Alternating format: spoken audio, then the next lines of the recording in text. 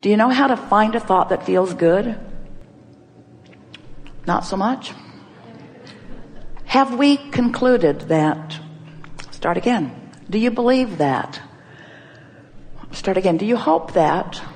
Do you believe that you have a point of attraction? And do you believe that you have more control over your point of attraction than you normally exercise?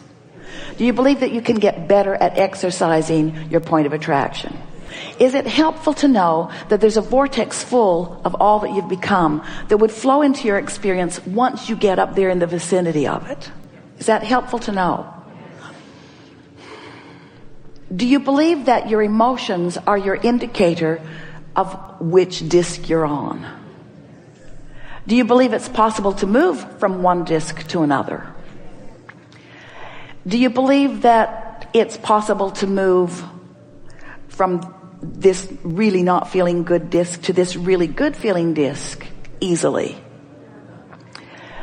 Do you believe that if you're on the disc that feels like hope, that it would be a fairly simple thing for you to move into an even higher vibration? Do you believe that the source within you is holding consistently that vibration and is calling you to it? Do you believe if you weren't doing that thing you're doing, that it would easily call you to it? Do you believe that negative emotion is your indicator that you're doing that thing you do? Do you believe that in the middle of recognizing that you've got negative emotion, that you can just stop it right then? Because there's momentum.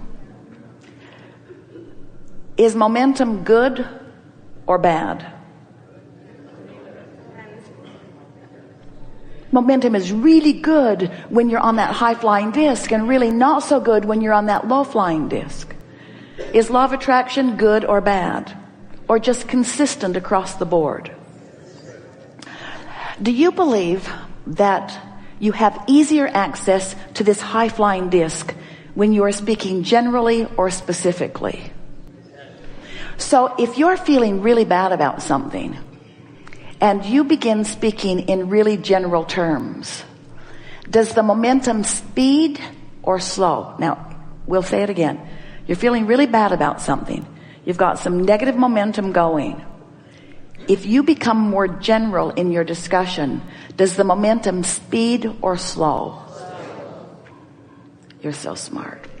If you are on a really high-flying, good-feeling disc, and you become more and more specific, does that speed the momentum or slow it? Do you want to speed good-feeling momentum? Do you want to slow not good-feeling momentum? So we're talking about focus, aren't we? So the good news is, and we love you very much,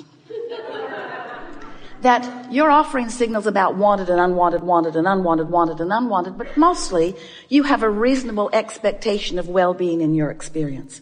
But you could do so much better. You have the power to control your thoughts so much more. But when you try to control your thoughts just because you need to, it doesn't work. When things aren't going well and you say, I got to get a grip, you're not going to get a grip on what you want. You're just intensifying the grip on what you don't want. You can't get there from there. You can't take a severely out of whack vibration. You can't be standing in the middle of a problem and find the vibration of the solution, because the frequencies are very, very different. So if you could understand that the creative process, and we're talking about the deliberate creative process, but it's the creative process. When you have a vibration that you're offering, when you're sifting and you know what you don't want, which causes you to know what you do want, you launch this vibrational rocket of desire that the larger part of you follows and becomes. Now, you first have to accept that you are more than you see here in this physical body, do you?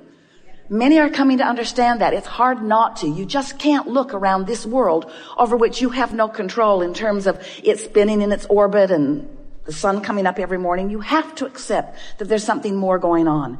This is not a random accident going on here.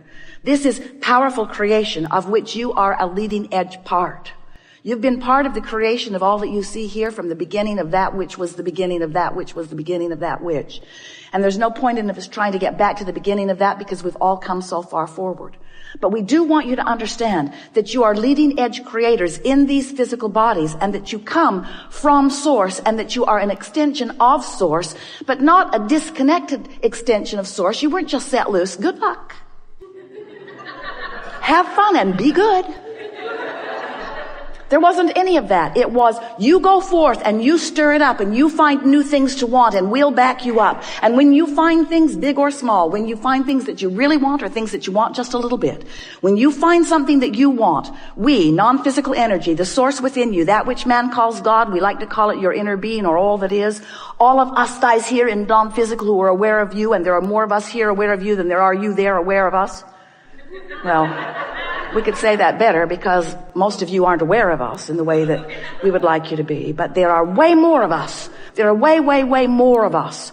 And we are focused upon your rockets of desire. We don't pay attention, and it's good for you. We don't spend any time with you justifying why you should have what you want. Because we know that if your time, space, or reality has created a desire within you, that it is your right to receive in full fruition the creation, the manifestation, the actualization, the realization of that desire. So when you launch those rockets, often you're oblivious to the fact that you've launched the rocket. You gave birth to it during a fit of knowing what you don't want. Don't have enough money. I don't have enough money. I don't have enough money. I've never had enough money. I hardly know anybody who has enough money. Rocket, rocket, rocket, rocket, rocket, rocket. You are creating a vibrational version of everything that you want. And we know that's annoying because you want the money in the bank. But the vibrational version must come first in everything. So when you create this vibrational version of all of these things and experiences that you want, we join that vibrational version of your desire. We join that vibrational version of you. And we hold steady to that vibrational version, which is the reason that when you're not focused upon what you want, but instead are focused upon its absence and therefore justifying what you want by beating the drum of its absence, the reason that that feels like disappointment or fear or worry is because your frequency is so far off from what's in your vortex and all of us who are working with you and tending it. If you can just get that one little piece, if you can just understand that when you focus on anything and feel anything less than eagerness, satisfaction, love, when you feel less than passion, when you feel less than that feeling of well-being, when you feel something that's on that negative end of the emotional scale that feels like worry or jealousy or anger, when you feel depressed or fearful, when you feel those negative emotions, it always means you're focused in opposition. Not to us. We don't get to choose what you want. Not to God. God is not choosing for you what you want. When you feel negative emotion, you are in opposition to your own created version of you see. And you can't get there under those conditions. So you've got to do something to soften the vibrational frequency, which just simply means it's annoying for you to hear it because you can't do it, but we're going to tell you anyway. But you can't do it. You just have to stop thinking about that thing you're thinking about that is keeping you from what you want. But the reason you can't do it is because when you're thinking about that thing that you're thinking about that's keeping you from what you want, law of attraction is helping you to keep thinking about it because you've got an active vibration going on. And law of attraction says, you don't like that. How about this? You're not going to like it either, but here you go. Here you go. You say, just like my mother. Law of attraction is not punishing you. Law of attraction is supporting you with the evidence of your vibrational frequency. So that's why we say it's really helpful for you to find some neutral zone. If you can do something to distract yourself from whatever it is that has that unwanted active vibration. We don't want to get too carried away with that. We think you have the understanding of that. But let's begin with this simple premise.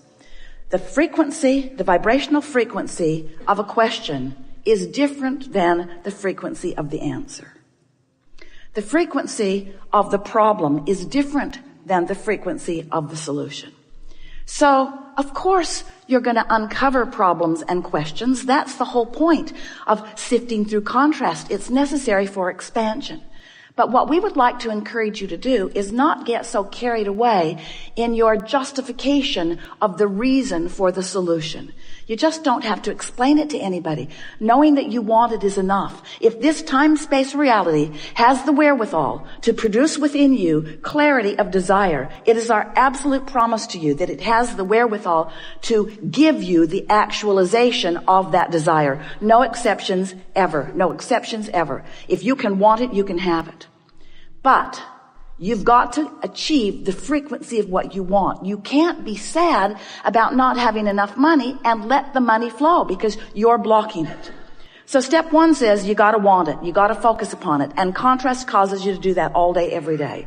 Step 2 says what is asked is given every single time. But here's the part of that you don't like.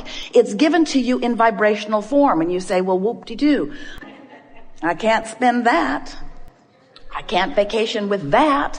And we say, but you have to accept that it is given to you in vibrational form, and then you've got to figure out somehow, some way to become a vibrational match to that vibrational frequency. And when you do, so here's the story we like to explain to you. You are here in your physical body after having come from non-physical. The non-physical part of you still remains non-physically focused. You sift through the contrast. You're lovely and very good at it. And as you focus in your life, you give birth to all kinds of new intentions, which we all revel in because the expansion of the universe is all about that. So you're launching all of these rockets of desire that are being held in this vibrational reality. We've been calling it your vortex. It's this spinning reality that law of attraction is holding together. And all cooperative components are being assembled about everything that you want. The question is, when are you going to be a cooperative component to your own intentions? And the answer to that is as soon as you stop complaining, as soon as you stop missing it, as soon as you stop having conversations about what's going wrong, as soon as you stop joining those blogs or those television programs that are beating the drum of what's gone wrong all the time. It's all right to do that a little bit because it causes expansion in your society and in you as an individual. But when you spend so many hours active in the vibration of unwanted, you prevent the solution that has already been rounded up by law of attraction in your vortex. You prevent that solution from revealing itself to you, better said, from you being in a position where you can receive the revelation, the realization, the actualization of that. So step 1 is you ask. Step 2 is source answers. Step 3 is you got to line up with it. So we've been calling that the art of allowing. And it is an art, friend.